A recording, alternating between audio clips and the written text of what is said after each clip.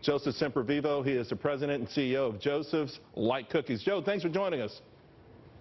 Thanks so much for having me, Charles. Hey, talk to us about this. This number with small business optimism exploded right after the election, and it has stayed strong. What's going on?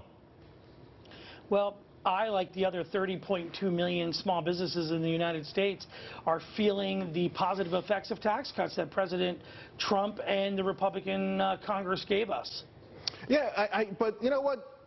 The rest of the society, right, they're getting bigger paychecks, there's bonuses, companies are investing, but it still feels unique that somehow something was holding back small businesses.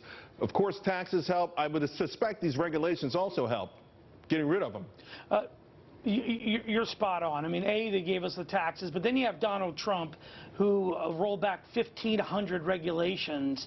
This is huge. I mean, from a company standpoint, I'm dealing with the EPA, the FDA, the Department of Agriculture, OSHA, and the Health Department, Health and Human Services, Department of Labor. It goes on and on and on. Business owners across this country feel like we're being suffocated, and we're handcuffed. Instead, we need a hand up, not, and not a handcuff.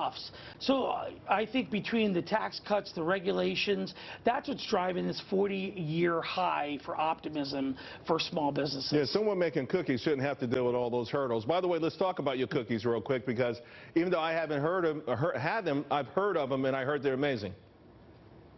Well, thank you so much. We're going to have to send you some samples.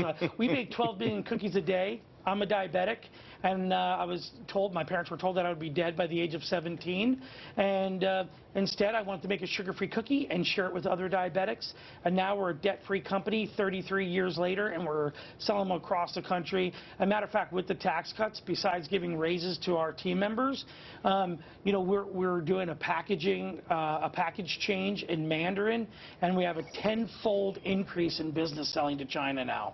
Are you concerned about what's going on with this trade situation, or do you think it's important that this administration try to open up that market that you've pierced, but open it up fairly along with other markets around the world? We do need fair trade, and President Trump has nailed it perfectly, and he needs to run negotiations like he always has with his business, and we will have a successful outcome. And then we're really going to talk about an industrial revolution greater than what we've ever seen before, because he understands business, he understands small business, and that's what's critical for all of us to grow jobs, to grow our economy, hire more people, to give those higher wages. We need someone who can negotiate at the highest level, who actually understands business like the president does. You know, Joseph, my wife normally would get upset if you send me those cookies and I eat them, but because you make such an amazing product and they're so thoughtful, I'm sure she'll let me get away with a few, and she'll probably have a few herself. Thanks a lot, buddy, and I look forward to getting that package.